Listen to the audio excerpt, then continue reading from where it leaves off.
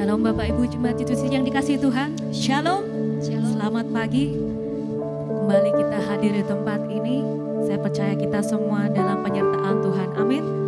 Mari kita tundukkan kepala. Kita mau sembah Dia. Kita mau ucapkan syukur kepadanya. Haleluya. Terima kasih Tuhan. Tuhan, kami bersyukur atas kasih-Mu Tuhan. Atas penyertaan-Mu. Atas kemurahan-Mu dan limpahan berkat yang Engkau berikan kepada kami. Di pagi hari ini ya Bapa, kami bawa korban syukur kami ke hadapan-Mu. Kami hendak bermazmur bagi nama-Mu. Biarlah lewat puji-pujian yang kami persembahkan menjadi dupa yang hadup di hadapan. Terpujilah nama-Mu di bumi dan di surga. Haleluya. Amin.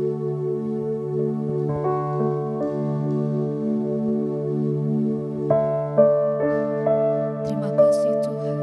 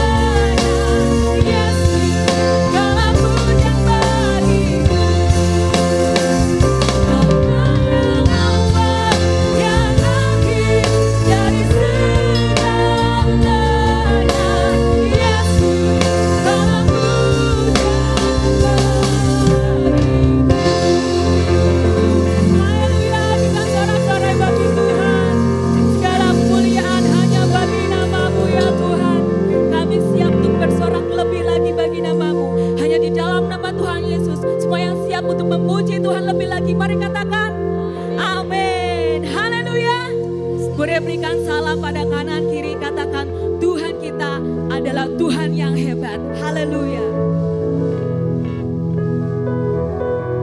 Haleluya. Sebab kita punya Allah yang sanggup untuk melakukan segala perkara. Amin. Allah sanggup melakukan segala perkara. Dulu, sekarang, dan selamanya kuasanya tidak berubah. Allah sanggup melakukan segala perkara. Dulu, sekarang, dan selamanya kuasanya tak berubah. Haleluya.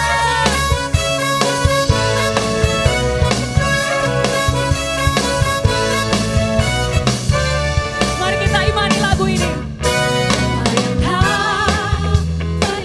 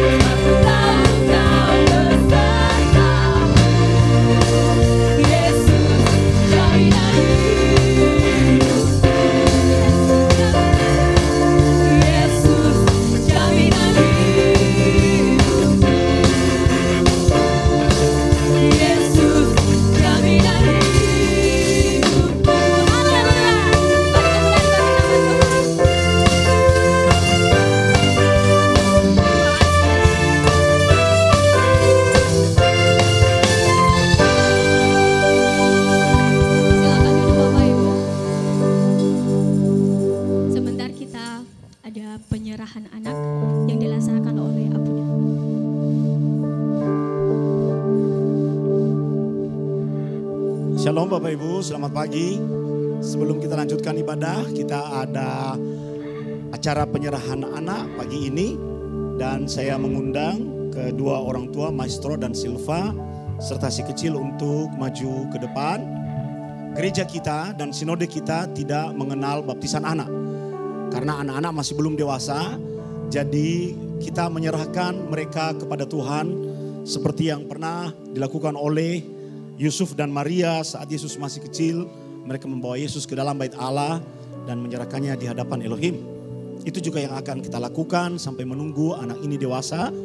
Dan nanti dia akan mengerti apa makna keselamatan dan Yesus di dalam kehidupannya. Silakan Maestro dan Silva. Maestro dan Silva adalah anak dan menantu dari Bapak Ibu Ferdi dan Ibu Inge, leader dari gereja kita.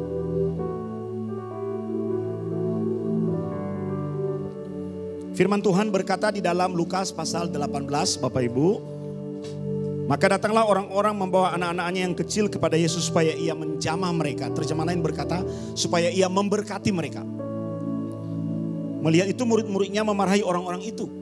Tetapi Yesus memanggil mereka dan berkata, biarkanlah anak-anak itu datang kepadaku dan jangan kamu menghalang-halangi mereka. Sebab orang-orang yang seperti itulah yang empunya kerajaan Allah. Aku berkata kepadamu, sesungguhnya barang siapa tidak menyambut kerajaan Allah seperti seorang anak kecil, ia tidak akan masuk ke dalamnya. Apakah Maestro dan Silva berjanji di hadapan Tuhan, disaksikan oleh jemaat, bahwa anak ini akan tetap disayang, dicinta selama hidupnya? Amin. Dengar enggak? Dengar ya. Apakah berjanji untuk membesarkan anak ini dengan roh yang takut akan Tuhan? Dan yang terakhir, apakah berjanji bahwa kelak ketika si kecil ini dewasa, dia akan diarahkan untuk mencari suami yang takut akan Tuhan, yang seiman dengan dia? Oke, saya mengundang jemaat bangkit berdiri dan abuni untuk maju ke depan. Kita akan mengangkat tangan kita. Kita serahkan si kecil kepada Tuhan. Mari angkat tangan kita arahkan kepada Tuhan bersama-sama. Kita arahkan kepada si kecil ini dan kita berdoa bersama-sama.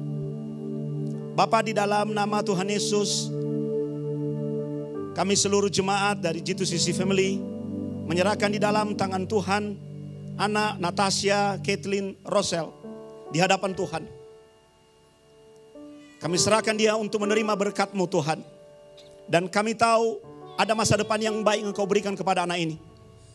Engkau juga sudah mengarahkan dan mempersiapkan template hidupnya sesuai dengan rancangan kerajaan Allah.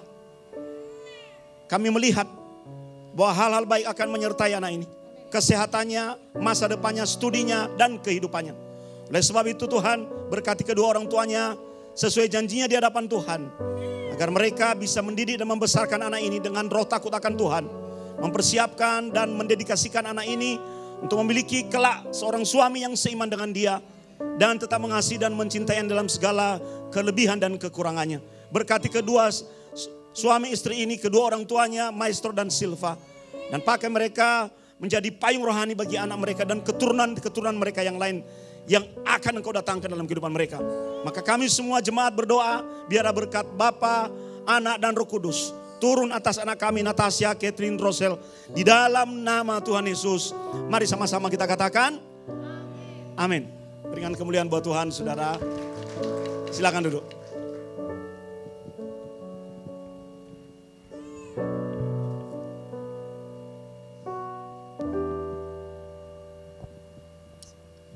Haleluya. Boleh berikan kemuliaan bagi Tuhan sekali lagi. Puji nama Tuhan. Bapak Ibu, apapun yang terjadi dalam hidup kita, kita harus tetap percaya kepada Tuhan. Mari letakkan kepercayaan kita kepada Tuhan agar every day with miracle itu terjadi dalam kehidupan kita. Amin. Terima kasih Tuhan. Terima kasih Tuhan.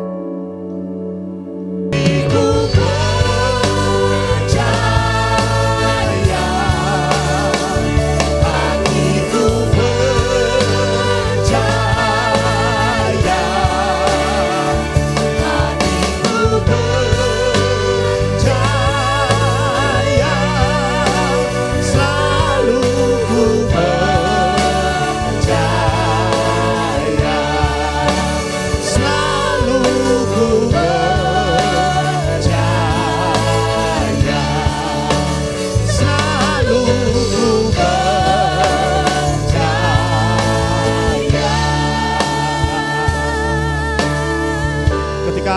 kami membawa hati yang percaya di hadapan Tuhan. Kami terima kesembuhan, kami terima pemulihan, kami terima berkat, kami terima keajaiban, kami terima isi hati Tuhan. Urapi kami dan semua yang baik, yang kudus, yang mulia, yang sedap didengar dari Tuhan, turun atas hidup kami. Kami sediakan wadah yang besar untuk menampung berkat-Mu hari ini melalui firman-Mu. Di dalam nama Yesus, semua yang siap mendengar isi hati Tuhan berkata, amin. Berikan tepuk tangan buat Tuhan, saudara. Haleluya, silakan duduk. Shalom. Hari ini kita akan belajar dari nasihat mengenai lidah dalam kitab Yakobus pasal yang ketiga. Kita akan mulai belajar dari ayat yang kelima. Yakobus pasal yang ketiga ayat yang kelima.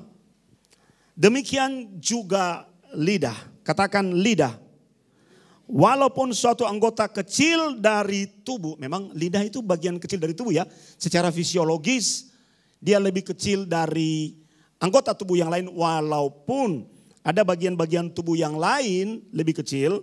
Tetapi di sini digambarkan bahwa lidah termasuk anggota tubuh yang kecil dibanding yang lain. Namun dapat memegahkan perkara-perkara yang besar. Anda bisa bayangkan yang kecil itu memiliki dampak yang besar. Bisa memegahkan perkara-perkara yang besar.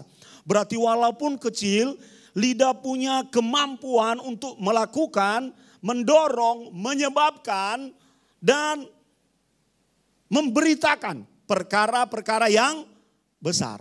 Makanya ada istilah di situ ya. Pepatah berkata kecil-kecil apa? Cabai rawit. Apa artinya kecil-kecil cabai rawit? Walaupun kecil dia memberikan dampak yang besar. Dan Yakobus memberitahu kepada kita. Lidah mampu membawa dampak yang besar. Mari kita lihat saja, nanti mari kita lihat apa saja nasihat dari Yakobus karena kemampuan lidah membawa dampak yang besar. Dampak yang besar itu ada dua, saudara. Dampak besar yang membawa kebaikan dan dampak besar yang membawa kejahatan. Itu bisa disebabkan atau digerakkan oleh lidah. Maka kita harus berhati-hati mengelola yang kecil ini agar ketika dia membawa dampak, dampaknya bukan dampak yang buruk, tetapi dampaknya adalah dampak yang baik. Amin, saudaraku. Supaya dia memegahkan perkara-perkara yang besar di dalam hidup kita. Dan perkara besar itu adalah perkara yang baik. Bahkan di situ diumpamakan, Yakobus memberikan perumpamaan. Dia membuat secara paralel. Dia berkata, lihatlah betapapun kecilnya api, ia dapat membakar hutan yang besar. Masih ingat bagaimana kejadian kebakaran hutan di mana itu ya? Bromo ya. Dari hanya sekedar aksesoris untuk foto, apinya loncat ke rumput yang kering terbakar. Makanya benar kata pepatah, jangan bermain api. Bermain api kebakar. Seperti jangan bermain air. Bermain air pasti basah. Hati-hati gunakan lidahmu. Karena ia bisa seperti api yang dapat membakar hutan yang besar. Ini adalah dampak negatif, saudara. Kalau kebakaran hutan semua orang yang repot. Dampak buruk, bencana itu. Seperti yang Abuna katakan tadi, lidah itu memiliki dan mampu menggerakkan dua perkara besar. Perkara besar yang baik dan perkara besar yang buruk atau yang jahat. Marilah kita belajar mengelola lidah kita agar dia hanya menggerakkan perkara-perkara besar yang baik. Karena kalau dia menjadi seperti api, dia dapat membakar hutan yang besar. Kita akan rugi sendiri. Ayat yang ke-6.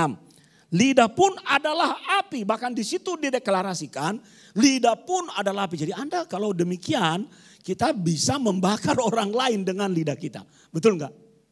Makanya kalau kita WA-WA-an itu kita membakar orang lain, gas terus, gas. Itu istilahnya itu. Atau kita menggunakan perkataan kita untuk membakar hati orang. Membuat orang makin benci. Karena lidah kalau udah berkata-kata, dia hanya menyuarakan opini dari dalam dirinya sendiri. Jadi sangat subjektif. Makanya betapa pentingnya bagi kita anak Tuhan itu mengontrol lidah. Sebab kita bisa, kalau dirimu sendiri yang terbakar enggak masalah. Yang menjadi masalah ketika Anda membakar orang lain. Yang tidak tahu apa-apa. Dan itu akan membakar banyak hal. Dan merugikan banyak pihak. Oleh sebab itu penting bagi orang Kristen untuk menjaga lidahnya. Karena lidah pun adalah api. Ia merupakan suatu dunia kejahatan. Nah coba lihat. Ini digambarkan dari sisi kontras. Dunia kejahatan. Dan mengambil tempat di antara anggota tubuh kita sebagai sesuatu yang dapat menodai seluruh tubuh. Dan menyalakan roda kehidupan kita. Sedang ia sendiri dinyalakan oleh api neraka. Mengerikan bukan?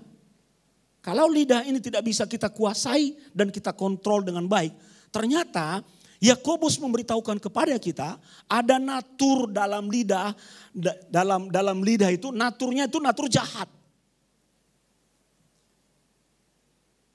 Itu sebabnya harus ada perbedaan. Lidah sebelum kita jadi orang Kristen dengan lidah sesudah kita berada di dalam kekristenan. Kalau lidah kita sebelum menjadi orang Kristen itu lidah dengan natur jahat. Semua omongan yang keluar itu kebun binatang. Semua omongan yang keluar itu mendatangkan kebakaran bagi hidup orang lain. Semua omongan yang keluar mendatangkan kejahatan. Karena naturnya adalah menodai seluruh tubuh. Dan ia merupakan suatu dunia kejahatan. Jadi pada dasarnya lidah itu jahat, saudara-saudara. Jahat. Sedang ia sendiri, apa kata Alkitab di situ? Dinyalakan oleh apa? Api neraka. Anda tahu bukan api sorga. Api neraka. Dan kita semua tahu tempat seperti apa neraka itu. Tempat bagi siapa neraka itu. Padanan natur lidah yang negatif ini adalah neraka. Orang masuk neraka itu saudara. Banyak orang-orang yang jahat itu di luar sana. Dia tidak mau masuk neraka sendirian. Dia seret orang lain. Waktu Lucifer jatuh dari surga dia tidak mau dibuang sendirian. Dia seret malaikat-malaikat yang lain. Dengan cara apa? Dengan lidah. Ayo kita berontak terhadap Elohim. Ayo gak usah datang ke gereja. Dari mana kalimat itu? Dari lidah. Tahu gak orang itu gak benar hidupnya. Tahu gak? Bla bla bla. Kita sedang membakar orang lain. Melalui perkataan kita yang keluar dari lidah. Bahkan ketika kita marah, yang keluar dari diri kita, kebun binatang. Semua disebut B1, B2, B3, B4, B5, B12. Vitamin. Itu bagian dari karakter neraka, saudara. Maka kita harus berhati-hati. Harus berhati-hati. Karena neraka itu tidak pernah mau dia dirinya kosong. Sementara sorga tidak pernah menginginkan orang masuk ke dalam neraka. Dia mau semua orang masuk ke dalam sorga. Dan neraka akan menggunakan agen-agennya di dunia ini. Siapa agen-agennya? Adalah orang-orang Kristen yang tidak bisa mengontrol lidahnya. Itu agen neraka. Dia akan memperdaya agen-agen kerajaan Allah untuk ikut bersama-sama dengan dia. Lihat ayat yang ke-7. Semua jenis binatang liar, burung-burung serta binatang-binatang menjalar dan binatang-binatang laut dapat dijinakkan dan telah dijinakkan oleh sifat manusia. Tetapi tidak seorang pun yang berkuasa menjinakkan lidah. Wow. Ini gambaran yang sangat dahsyat. Mengenai bagaimana lidah itu pada dasarnya selain membawa sifat neraka, selain membawa sifat untuk membakar, dia ternyata tidak dapat dikendalikan, tidak dapat dikontrol, saudara. Nggak ada remote kontrolnya. Nggak bisa di-adjust seperti kalau kita mengontrol volume TV. Makanya orang kalau ngomong itu nyembur aja. Brus. Pernah melihat orang seperti itu? Ya udah, memang begitu. Jangan kaget. Kalau Anda mendengarkan semburan perkataan dari lidah orang yang tidak berakar di dalam Tuhan.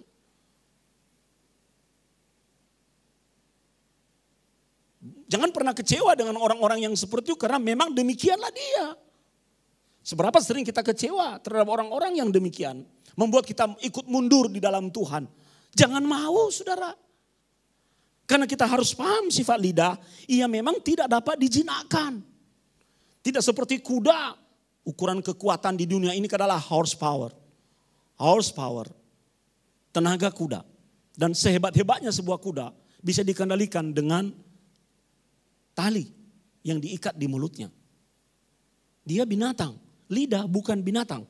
Bagian dari tubuh manusia yang membawa sifat neraka. Maka kita harus berhati-hati. Seberapa sering kita menjadikan orang lain korban dari lidah kita. Hanya karena kepentingan-kepentingan kita sendiri. Orang lain tidak tahu apa-apa. Dan seberapa sering kita menjadi korban lidah orang lain. Seberapa sering. Yang akhirnya membuat kita kecewa, lari dari panggilan, kehilangan kasih mula-mula, dan merusak hubungan kita. Hanya karena lidah orang lain. Banyak yang terjadi seperti itu. Baik dalam dunia kerja, dalam lingkup kerohanian, di dalam gereja, di dalam keluarga, pertemanan, dan sebagainya. Karena, jangan kaget, karena lidah memang tidak dapat dijinakkan. Sebab tidak ada seorang pun yang berkuasa menjinakkan lidah. Ia adalah sesuatu yang buas. Anda tahu arti kata buas di sini? Itu diparalelkan dengan binatang buas. Jangan pernah dekat-dekat dengan binatang buas, saudara. Anda diterkam. Anda diterkam. Pada waktu dolar dikirim ke gereja kita, saya sekolahkan si dolar itu. Dan pelatihnya tanya pada Abuna, Abuna ada dua opsi. Apa? Melatih ketaatan atau melatih kebuasan. Jadi ada dua opsi untuk sekolah anjing itu.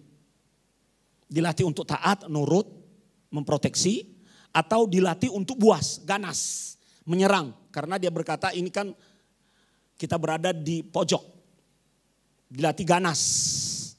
Jadi treatmentnya berbeda. Bisa dua-duanya enggak? Enggak bisa Pak. Karena sifat dan natur dari anjing ini nanti akan berubah. Saya berkata, wah gila. Dilatih ganas, anjing pastori. Bisa semua orang nanti pastori sepi saudara. Orang takut ke gereja. Gitu. Orang takut. Jangan-jangan. Jadi latih yang baik saja, latih nurut. Maka akhirnya hasilnya kayak gini nih. Badan sangar, wajah sangar, hatinya Hello Kitty. Nah itu resiko. Cuma tampang aja dolar itu ganas.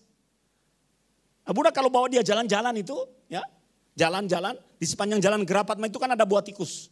Betul toh? Tiba-tiba jatuh, dia malah lari. Saya bilang kamu ini gimana? Sifatnya berubah. Nah lidah itu memiliki karakter buas, ganas. Jangan bersahabat dengan binatang-binatang buas. Anda akan digigitnya. Beberapa hari yang lalu saya memuat kartun ya di History WA Abuna. Ketika kecil kita masih bisa memberi susu pada singa. Saat besar dia terkam lehermu. Dan banyak yang seperti itu terjadi. Dan pada dasarnya itu akan membawa dan mempengaruhi watak manusia. Maka saudara enak jadi orang baik ya. Kalau ada orang gigit kembali kepada saudara walaupun Anda sudah melakukan kebaikan kepadanya, jangan kecewa. Memang seperti itu. Tetap berbuat baik. Haleluya. Ya udah memang begitu, ya udahlah mau gimana. Hati-hati aja. Supaya hubungan kita dengan manusia sesama, teman dan hubungan dengan Tuhan jadi baik. Jangan sampai kita rusak gara-gara dia. Seberapa sering hubungan rusak gara-gara seseorang yang mungkin sakit hati kepada orang lain. Dan kita menjadi korban api yang dia nyalakan di dalam kehidupan kita melalui perkataannya. Ia adalah sesuatu yang buas. Ia adalah sesuatu yang buas. Saya pernah memanggil seseorang, saya berkata ketika kamu berada di gereja ini misalnya ya. Saya panggil baik-baik. Saya sudah tahu rekormu di gerejamu yang lama. Saya sudah tahu. Mulutmu bahaya. Mulutmu buas. Saya terus terang aja. Tolong jangan ulangi di gereja ini. Supaya yang tinggalkan yang lama. Mulai yang baru. Mau kamu cerita apapun di luar sana aku gak mau dengar. Aku dengar langsung dari gembalamu kok. Jangan pikir saya ini orang bodoh. Karena manusia cenderung membela dirinya. Saya datangin gembalanya, ini kenapa orang ini dikeluarkan. Tapi tiba-tiba gembalanya bilang begini, mau saya lihat sampai kapan dia di samping Sony. Sampai kapan? Loh kok bisa gitu? Yang sing jenenge watak Pak Abuna, sing jenenge watak. Tinggal tunggu waktu dia terulang. Wih, enggak lah. Biar dia menjadi manusia baru di dalam Tuhan. Dia pasti cerita bahwa saya yang salah toh. Oh iya. Nah, saya harus mendengar dari dua sisi. Dan terjadi benar saudara.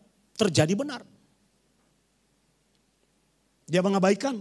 Saya bilang mulai yang baru di sini. Tinggalkan yang lama.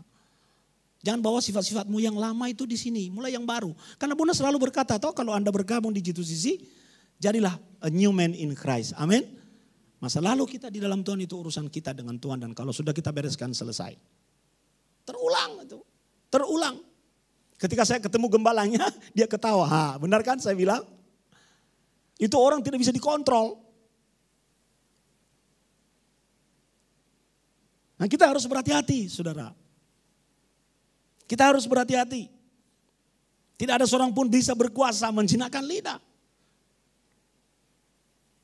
Karena dia adalah binatang yang buas. Dan saat ini saya pantau. Dia tidak berakar di gereja lokal manapun. Kasihan toh. Semua gereja nolak dia. Lah apa mau menjadi orang yang seperti itu? Bagaimana kehidupan rohani kita bisa bertumbuh? Oleh sebab itu nasihat ini penting untuk kita renungkan. Jangan menjadi bagian dari sesuatu yang buas. Yang menerkam orang lain. Buas itu saudara. Itu adalah definisi untuk sesuatu yang selalu melihat orang lain sebagai mangsa. Bagaimana caranya saya memakan ini? Jadi dia sudah tidak perlu etika, dia tidak peduli lagi otoritas, dia tidak peduli lagi relasi, dia tidak peduli. Yang penting dan yang dipedulikan adalah dirinya sendiri. Maka dia akan gunakan segala lidahnya untuk mewujudkan rencana itu. Kalau Anda baca kitab Pengamsal, ada 3 kategori dan kelompok lidah secara berjenjang. Pertama adalah lidah bohong. Lidah bohong itu lebih berorientasi pada diri sendiri. Nanti baca ya di kitab Amsal. Lidah bohong. Jadi misalnya udah makan. Ayo makan yuk. Enggak lah. Saya masih kenyang. Padahal lapar. Hanya ngomong masih kenyang karena enggak enak. Nah gitu. Itu bagian dari karakter keseharian. Untuk menutupi sesuatu. Atau untuk menghindari sesuatu. Atau untuk karena gengsi terhadap sesuatu. Kebohongan itu seringkali menyertai karakter-karakter kita. Kita menghindari sesuatu. Lidah bohong itu level paling rendah. Dari sebuah lidah. Tapi ketika kebohongan akan terus menerus Anda lakukan. Maka lidahmu, kategori lidahmu akan berubah naik. Dari lidah bohong menjadi lidah penipu. Dan lidah penipu itu muncul karena kita sudah mulai memiliki agenda-agenda. Gimana caranya untuk membelokkan kebenaran. Untuk tujuan saya tercapai. Jadi kalau lidah bohong itu hanya untuk diri sendiri. Lidah penipu lebih fokus pada tujuan-tujuan tertentu yang ingin kita capai. Kita menipu untuk mewujudkan tujuan-tujuan tertentu. Kita berperilaku tertentu tapi tujuannya menipu. Pura-pura senyum tapi sebenarnya sangar. Pura-pura baik tapi tujuannya jahat. Omong menyanjung-nyanjung tapi sebenarnya menjatuhkan. Itu lidah penipu. Itu sangat berbahaya saudara. Seringkali lidah penipu itu merusak hubungan. Orang yang sudah baik-baik karena lidah penipu masuk. Maka hubungan yang semula baik-baik menjadi rusak. Karena manusia itu cenderung mendengar sepihak. Dan manusia cenderung berbicara sepihak. Abuna dan Abuni sudah memutuskan. Kalau kami mendengar sesuatu dari jemaat. Kami tidak pernah mau mendengar sepihak. Cari tahu dari dua sisi. Dan itu yang membuat baik. Oh dia ternyata sifatnya seperti ini. Oh memang dari sononya begitu. Ketika ada suami konseling kami harus dengar dari istri. Karena manusia cenderung bicara neraka dari dalam dirinya. Sepihak. Mengambil keputusan dengan informasi yang sepihak hanya akan merugikan diri kita. karena kita menjadi korban dari lidah penipu. Ingat, lidah bohong bagian dari karakter-karakter. Misalnya latihan jam 5, datang jam 5:30. Kemana? Oh, ini tadi saya ada kerja padahal terlambat bangun. Bagian dari karakter. Tapi ketika kebohongan itu kita gunakan untuk mencapai tujuan-tujuan tertentu, hidden agenda, tujuan tersembunyi, maka kita mulai menipu. Naik level kategori lidah itu dari lidah bohong menjadi lidah penipu. Yang paling berbahaya ketika Anda terus-menerus menipu, membangun kebenaran yang palsu, Anda akan tiba pada level lidah dusta. Jadi Amsal itu saudara mengkategorikan lidah yang paling rendah, lidah bohong, yang kemudian level intermediate adalah lidah penipu. Tapi ketika terus menerus diulang, dia akan menjadi bagian dari karakter, menjadi habit manusia. Pada saat itu dia menjadi pendusta. Maka apapun yang dikeluarkan dari mulutnya sudah tidak ada kebaikan apapun. Orang kalau berbohong itu dia masih berbohong di satu sisi dan baik di sisi yang lain. Orang kalau menipu dia hanya berbohong untuk tujuannya. Di luar tujuan itu dia tetap baik. Tapi kalau sudah dusta maka seluruh totalitas keberadaannya, eksistensinya itu udah dusta. Nah itu warning itu. Warning. Kalau ada orang-orang yang seperti itu di sekelilingmu, Anda harus pasang antena dan matamu harus mengawasi dia dengan tajam. Karena semua perbuatannya adalah perbuatan yang buruk. Makanya disebut iblis adalah bapa segala apa? Pendusta. Maka orang-orang yang sudah memiliki lidah dusta, dia akan memanipulasi fakta, akan membelokkan kebenaran, akan menggunakan informasi-informasi dari mulutnya untuk menggerakkan sesuatu yang besar, tapi sesuatu yang besar itu bukan untuk tujuan kerajaan Allah, bukan untuk mendatangkan kebaikan, tapi mendatangkan kehancuran. Mendatangkan kehancuran. Kita harus waspada agar kita sendiri tidak berpindah dari lidah bohong, kemudian lidah penipu dan menjadi lidah dusta. Kalau lidah dusta itu kita sudah menjadi anak buah setan. Dan kita juga harus waspada agar kita tidak menjadi korban dari lidah bohong, lidah penipu, dan lidah dusta. Makanya enak hidup jujur-jujur aja. Enak hidup jujur-jujur aja. Baik-baik saja. Nah, ada kekurangan, ada kelemahan, ada pelanggaran, akui. Ya udah. Jangan malah menutupi kebohongan dengan kebohongan yang lain. Ketika Anda hendak menjadi target, harusnya alarmmu itu berbunyi. Wah, ini orang gak beres nih. Kok selalu yang keluar dari mulutnya negatif-negatif melulu. Anda harus berjarak sebetulnya itu. Atau mencari tahu informasi dari sisi yang lain supaya berimbang. Tidak hanya mendengar dari satu pihak. Supaya Anda tidak menjadi korban. Alarm itu harus bergerak, saudara. Harus bunyi. Supaya hati kita tidak terkotori. Di bagian Alkitab yang lain Yesus pernah berkata bahwa bukan makanan yang menajiskan orang. Yang menajiskan itu apa? Yang ada di dalam hatinya dan keluar melalui mulut. Dan mulut digerakkan oleh apa? Oleh lidah. Jangan satu orang bermasalah Anda akan ikut-ikutan boykot hanya karena dia. Anda kehilangan berkat, blessing. Anda kehilangan semangatmu. Hatimu menjadi kecewa. Memang itu tujuannya. Untuk menghancurkan hal-hal baik di dalam dirimu. Untuk merusak apa yang semula baik. Memang itu tujuannya, saudara. Hati-hati terhadap 3 kategori lidah itu. Semakin Anda ulang-ulang kebohongan, Anda akan menjadi penipu. Anda akan mencapai tujuan-tujuan tertentu untuk menipu. Ada orang-orang sekarang kan marak sekali penipu ya saudara. Ya. Beberapa hari yang lalu saya ngomong ke Abuni, "Mah ini ada cewek masuk di DM saya di Facebook. Dia pikir saya orang bodoh. Fotonya hanya dimuat selama bulan Oktober. Wah ini harus dicurigai itu saudara. Jangan mentang-mentang lihat gambar cewek langsung accept aja. Lalu dia mulai panggil, "Selamat siang Mas, boleh kenalan?" Wah udah panggil Mas, udah gak bener nih. "Mas lagi apa?" Malah saya gantian dimarahin Abuni. Lah kamu ngapain nanggapi yang begitu? Nah, habis mau saya kerjain. Boleh kenalan enggak mas? Enggak. Saya gituin. Tapi saya jawab enggak. Dia makin masuk saudara. Saya berkata ini fake account. Saya bilang. Karena account ini tidak memiliki update apapun. Hanya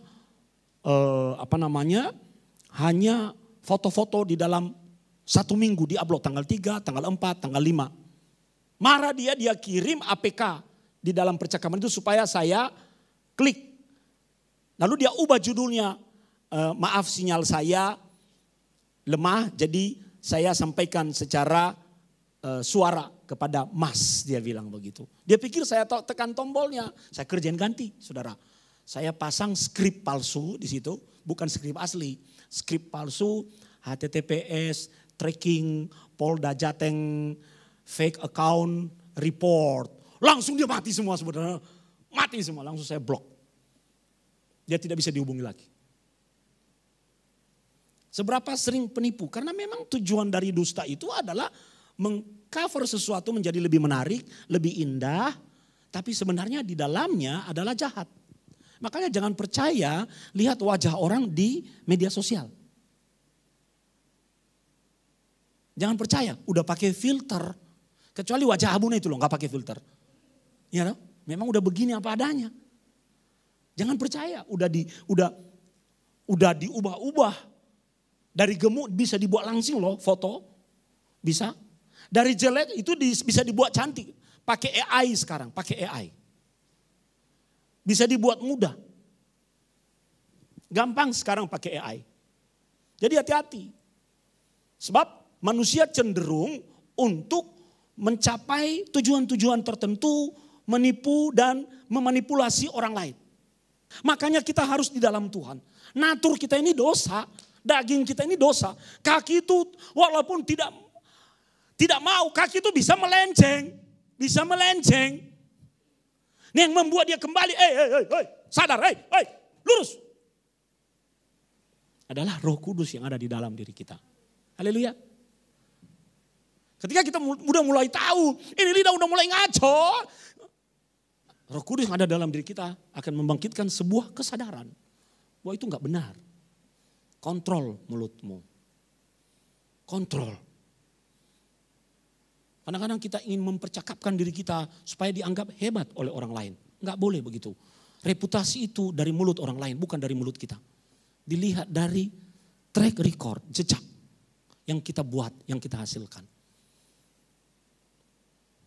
Itulah sebabnya kita diperingatkan. Nasihat mengenai lidah, pengamen musik maju ke depan. Mengenai dari kitab Yakobus. Apalagi dalam ayat 11 ada sebuah peringatan saudara. Adakah sumber memancarkan air tawar dan air pahit dari mata air yang sama? Ingat pengajaran Abuni pernah berkata dan selalu diulang-ulang. Yang hitam dan gelap itu gak bisa dari satu sumber. Hitam-hitam aja, putih-putih aja. Seperti itu. Sumber air tidak bisa sama-sama air dan tawar dari mata air yang sama. Gak bisa. Terang dan gelap gak bisa gandeng. Gak bisa gandeng. Adakah sumber memancarkan air tawar dan air pahit dari mata air yang sama? Saudara-saudaraku, adakah pohon ara dapat menghasilkan buah zaitun? Dan adakah pokok anggur dapat menghasilkan buah ara? Demikian juga mata air asin tidak dapat mengeluarkan air tawar. Mari kita bawa dan jadikan diri kita menjadi tempat tinggal Roh Kudus. Sebab pada dasarnya daging yang naturnya adalah dosa tidak bisa mengontrol lidah. Tapi kuasa Roh Kudus kalau ada di dalam diri kita, kita akan menggunakannya dengan baik. Memegahkan perkara-perkara yang besar, yaitu perkara-perkara yang baik untuk kemuliaan nama Tuhan. Haleluya. Amin. Apalagi kalau kita sedang berada dalam masalah. Apalagi kalau kita sedang berada di dalam persoalan. Berada dalam tekanan. Beberapa hari yang lalu saya ke Manado saudara. Panitia tidak memberitahu saya jam keberangkatan pesawat. Saya baru tahu jam keberangkatan pesawat ketika saya beli. Semula mereka yang membeli tiketnya. Gak jadi, akhirnya saya yang disuruh beli. Begitu tahu. penerbangan itu nggak bisa sehari. Jadi harus nginap di Jakarta. Semarang Jakarta dulu nginap. Dari Jakarta ke Manado karena acaranya jam 10 pagi. Maka harus berangkat pada pesawat pertama menuju Manado. Dan ternyata saudara pesawat pertama menuju Manado jam 2.30 dini hari. Aduh 2:30. Lalu saya mulai berpikir oke 2:30 berarti nanti saya jam 1 ke bandara. Minta diantar oleh shuttle dari hotel. Tapi resepsi bilang Pak shuttle terakhir dari hotel itu jam 11. Ya Bapak tidak ada pilihan lain harus berangkat jam 11. Loh ngapain saya di bandara? Ya Bapak bisa ngopi-ngopi lah, bisa santai begitu. Saya berkata saya naik taksi aja. Mohon maaf Pak, jalan di depan hotel sedang diperbaiki. Jembatannya sempit tinggal searah, gak boleh 2 arah. Jadi taksi gak mau masuk karena dia harus mutar dari Suwarna masuk lagi. Jauh. Jadi kalau kita panggil taksi, beruntung kalau ada yang mau. Jadi pilihan saya apa? Naik Gojek bisa nggak? Nggak mau juga Pak, ini jalan padat. Jadi gimana dong? Bapak harus berangkat dari hotel jam 11. Jam 11, 12, 1, 2, 3 jam. Saya belum makan saudara. Saya berkata nanti saya makan di bandara lah. Ternyata sampai di bandara jam 11:30 tidak ada satupun toko yang buka. Tutup. Untung saya bawa roti dari penerbangan siangnya itu di tas saya makan itu. Kesel saudara, kesel. Sampai di sana acara dimulai. Saya bilang saya harus ke hotel mandi sebentar, acara dimulai. Nggak tidur berarti. Tapi saya berkata ini adalah tugas. Harus dihadapi dengan rasa syukur. Tadi malam Pak Daniel laporan, Abuna aku udah nyampe. Oh kita Pak Daniel bawa oleh-oleh. Dia baru datang dari Jepang, bukan dari Papua. Karena dia selalu bawa oleh-oleh. Kornet ya. Wah itu enak itu. Kalau minta kornet minta Pak Daniel. Pak jangan kasih Abuna terus, kasih saya juga. Dia cerita untung Abuna nggak naik. Yang transit dari Makassar. Wah antrinya panjang dan saya sempat berpikir saya masuk hubnya lewat Makassar. Nah kadang-kadang kita berada dalam situasi yang sulit Bapak Ibu. Hati kita nggak terima. Kita pingin baik-baik saja tapi ternyata faktualnya tidak baik-baik. Nah orang kalau tidak berada dan dikuasai oleh Roh Kudus hatinya bisa ngomel. Kalau hati ngomel keluar di sini begini. Lo mau ngomel apa? Keadaan memang begitu. Betul toh? Udah terlanjur begitu ya mau ngomel gimana? Seringkali kita udah ngomel, ya udah lama bagaimana. Dulu saya paling sering seperti itu saudara. Walaupun sudah terjadi, udah kejadian, ngomel terus. Sekarang saya nyadar, ya sudahlah, udah gimana lagi. Mau gimana? Emangnya kalau kita ngomel bisa merubah keadaan? Ya saya nggak akan ngomel supaya keadaan berubah. Ya saya ya udah berangkat jam 11. Jam 11 ya Mbak, tolong saya di wake up call. Nah, jam 11 tengah-tengah perut lapar. Duh Tuhan gimana lapar. Jadi ingat kenapa saya gak bawa istri. Ya, toh? Biasanya istri itu punya tas Doraemon. Banyak sekali isinya di dalam. Tapi gak bisa bawa istri, ini perjalanan dinas. Kementerian hanya bisa mengganti biaya 1 orang. Ya sudah. Tapi ingat aduh istriku udah tidur ya. Saya selonjor di bandara. Lidah rasanya pingin ngomel, pingin marahin panitia, pingin siapa, cari korban toh. Ya toh. Tuhan ingatkan saya, enak bersyukur. Haleluya. Kamu masih dipakai Tuhan toh. Enak apa? Bersyukur. Bapak Ibu, Anda punya masalah, Anda punya pergumulan, itu bagian dari manusiawi. Kita bisa bertahan menghadapinya, kita masih bisa dipakai Tuhan dengan mengeluarkan lidah yang bersyukur. Nanti lihat keadaan kita akan semakin baik. Semakin baik.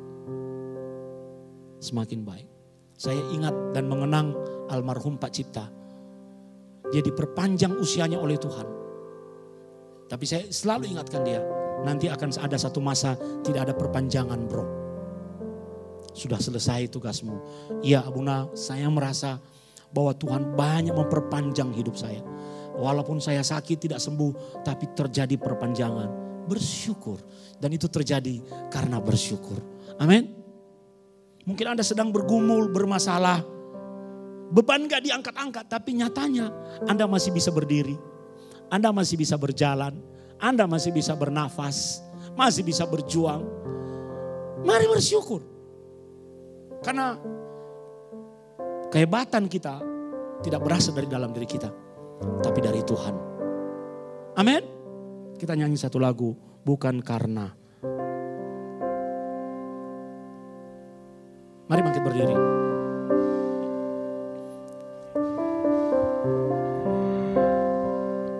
Bukan karena, katakan, kebaikanku, bukan karena fasih lidahku, bukan karena kekayaanku,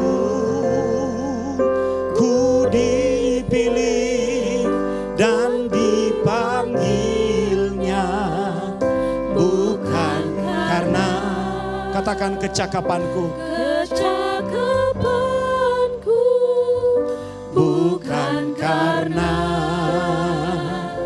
baik rupaku, bukan karena kelebihanku, ku dipanggil, ku dipakainya. Bila aku dapat, itu karenanya.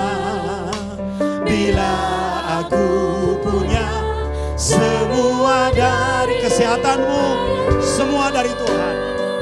Kemampuanmu semua dari Tuhan. Kecakapanmu semua dari Tuhan. Karena anugerahnya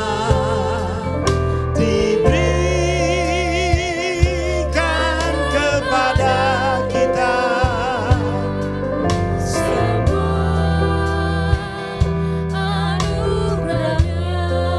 Bagi kita,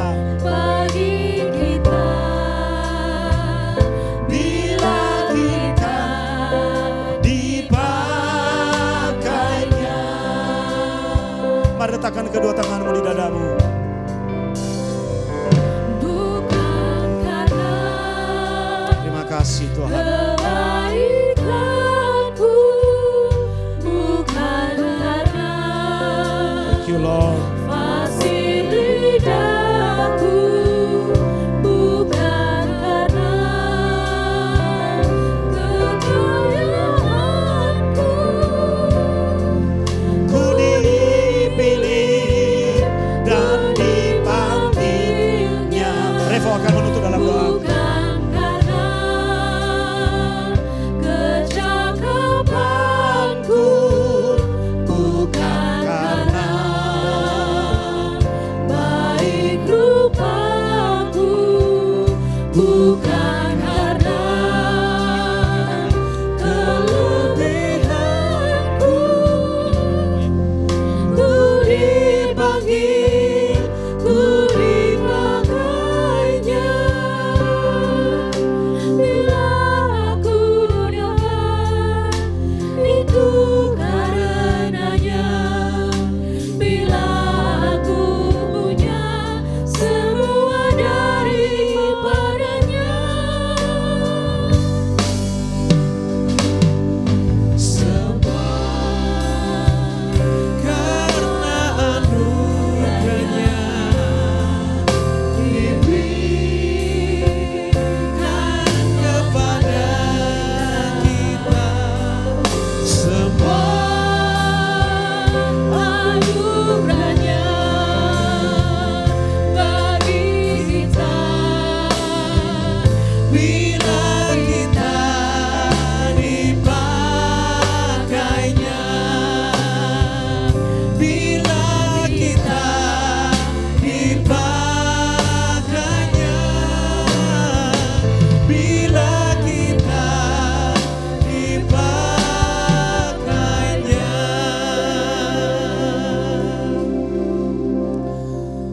Aba Elohim, ajar kami untuk punya lidah yang selalu mengucap syukur. Kami tahu Tuhan bahwa bangsa Israel yang dahulu ketika Engkau bawa keluar dari tanah Mesir selalu bersungut-sungut, selalu mengucapkan perkataan yang negatif, selalu mengucapkan kata-kata yang sia-sia. Dan karena itu Engkau marah Tuhan. Dan kami tidak mau menjadi orang yang seperti itu. Kami tidak mau Engkau bawa berputar-putar di padang gurun 40 tahun lamanya. Kami mau mengalami proses yang cepat. Karena kami juga siap untuk dibentuk dan diproses. Berkati setiap mulut dan lidah anak-anak-Mu di G2CC ini Tuhan. Supaya setiap lidah yang Engkau berikan, itu kami pakai untuk mengucapkan hal-hal yang baik. Kami ucapkan untuk membangun sesama kami, untuk menghibur sesama kami. Dan kami ucapkan untuk menjadi berkat untuk sesama kami dan bukan sebaliknya. Roh Kudus urapi kembali hamba-Mu Abu Nason yang telah menyampaikan kebenaran firman-Mu. Tambah-tambahkan hikmat pewahyuan, supaya boleh mengajar kami jemaat-Mu firman-firman yang mendewasakan kami. Bukan hanya sekedar firman yang enak didengar, firman bayi rohani. Tapi kami mau Tuhan terus diberi makan dengan makanan yang keras, dengan makanan yang mendewasakan. Supaya hidup kami juga boleh menjadi berkat untuk sesama kami dimanapun kami berada. Beshem Yeshua di dalam nama Yesus. Sama-sama kita katakan amin. Silakan duduk Bapak Ibu, kita dengar pengumuman. Shalom, jemaat G2CC yang dikasih Tuhan. Diberkati dengan firman Tuhan pada pagi hari ini. Amin. Terima kasih Abuna buat firman-Nya pada pagi hari ini. Kami menyambut jemaat yang baru pertama kali hadir di dalam ibadah G2CC. Dan jika belum memiliki ibadah gereja yang tetap, kami menantikan kehadiran Bapak Ibu di ibadah G2CC berikutnya. Kami menyambut Saudari Evi dari Jambi, bisa bangkit berdiri. Mari kita selamat datang Kak di gereja kami. Terima kasih. Info gereja sepekan. Nanti sore ada ibadah online pukul 5 sore di channel YouTube Pastor Sony Saluku. Firman online hari Rabu 15 November melalui Zoom dan YouTube pukul 7 malam bersama Abu Nasoni Saluku. Breakthrough Prayer hari Jumat tanggal 17 November pukul 5 sore. Dan ibadah Youth hari Sabtu 18 November pukul setengah 5 sore di gereja. Dan minggu depan ada ibadah sekolah minggu pukul 7 pagi di halaman gereja. Gembala dan jemaat mengucapkan turut bersimpati atas berpulangnya Bapak Cipta ke rumah Bapak. Kiranya Tuhan memberi kekuatan dan penghiburan bagi keluarga yang ditinggalkan. Mengucapkan selamat ulang tahun dan selamat ulang tahun pernikahan kepada seluruh sidang jemaat yang merayakannya sepanjang minggu ini. Tuhan memberkati dan memberikan umur panjang. Menghimbau bagi Bapak, Ibu, Saudara ataupun ada anggota keluarga yang sedang demam, flu, batuk, pilek, tidak diperkenankan untuk mengikuti ibadah secara onsite. Harap mengikuti ibadah secara online. Tetap menerapkan protokol kesehatan dimanapun kita berada serta beraktivitas. Demikian info gereja sepekan. Selamat hari Minggu, Tuhan Yesus memberkati. Shalom.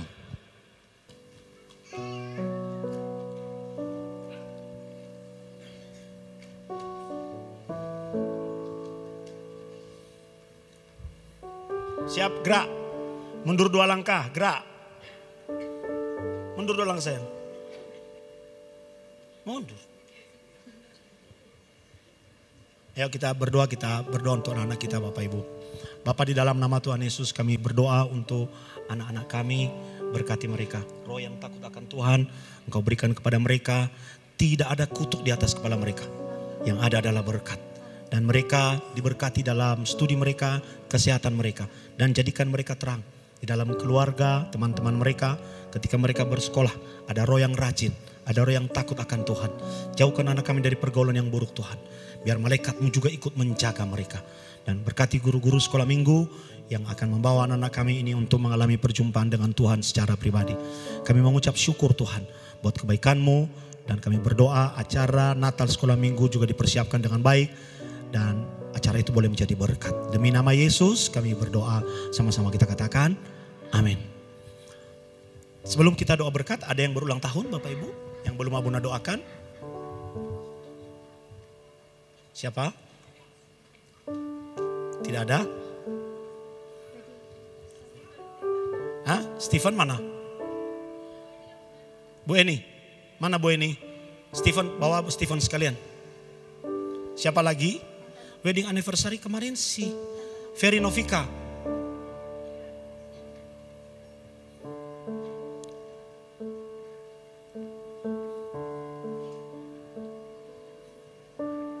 Siapa lagi Bapak Ibu?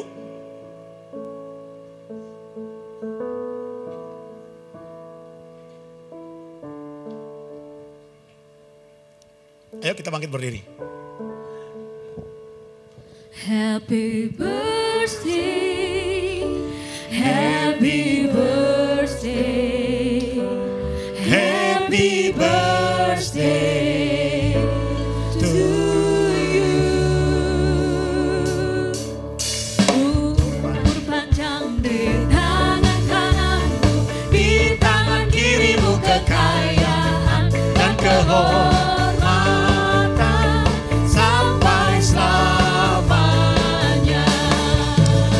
Umur panjang di tangan kananmu, di tangan kirimu kekayaan dan kehormatan sampai selamanya, sampai selamanya, sampai selamanya. Hip hip. Boleh. Ayo kita angkat tangan kita berdoa. Bapak berkati Samuel, berkati studinya, masa depannya, sesuatu yang baik dalam hidupnya, dan terus memiliki hati yang berkobar-kobar untuk melayani Tuhan. Umur panjang di tangan kanannya, kekayaan dan kehormatan di tangan kirinya. Terima kasih Tuhan, berkat Bapak Abraham, Bapak Ishak, Bapak Yakub atasnya. Kami berdoa buat Bu Eni, berkat yang sama turun atasnya Tuhan. Menjadi ibu bagi anak-anaknya, istri bagi suaminya, dan menjadi berkat bagi pelayanannya di sekolah minggu. Terima kasih atas pertambahan usianya 1 tahun lagi. Itu karena Tuhan sudah campur tangan di dalam hidupnya. Dan seperti firman-Mu katakan, umur panjang di tangan kanannya, kekayaan dan kehormatan ada di tangan kirinya. Kami berdoa buat Stephen Tuhan, berkat anak laki-laki milik pusaka Tuhan, turun atas Stephen. Pakai Stephen, berikan kerajinan, sikap yang rajin untuk belajar, hormat pada mama dan kakak, dan pakai Stephen dan arahkan dia untuk masa depan yang baik. Tuhan berikan kesehatan yang baik juga kepadanya, dan tepat seperti firman-Mu katakan, umur panjang di tangan kanannya, kekayaan dan kehormatan ada di tangan kirinya. Di dalam nama Tuhan Yesus, berkat yang sama, kami semua mengangkat tangan kami, berdoa untuk wedding anniversary, untuk Ferry dan Novika. Tuhan berkati suami istri ini. Satu rumah tangga ini melayani Tuhan di gereja ini. Maka berkat-Mu tidak pernah hilang dari kehidupan mereka. Berkati pekerjaan mereka di tahun ini, tahun semita. Apa yang dikerjakan oleh tangan ini tidak ada yang gagal. Apa yang dicuri dikembalikan. Apa yang ditanam Tuhan buat berhasil. Dan mereka akan menuai. Berkati kehidupan keluarga mereka. Dan mereka akan melihat kebahagiaan Yerusalem seumur hidup mereka. Terima kasih Tuhan, kesehatan yang baik untuk suami istri ini, bagi anak-anak mereka, dan proteksi Tuhan di dalam rumah tangga mereka. Demi nama Yesus kami berdoa, sama-sama kita katakan, amin. Masih tetap berdiri Bapak Ibu, kita sebentar lagi akan merayakan Natal. Jadi Natal dan agenda kegiatan kita ada 4 yang sangat penting, yaitu tanggal 24 dan tanggal 25. Masalahnya tanggal 24 itu hari Minggu dan tanggal 25-nya adalah hari Senin.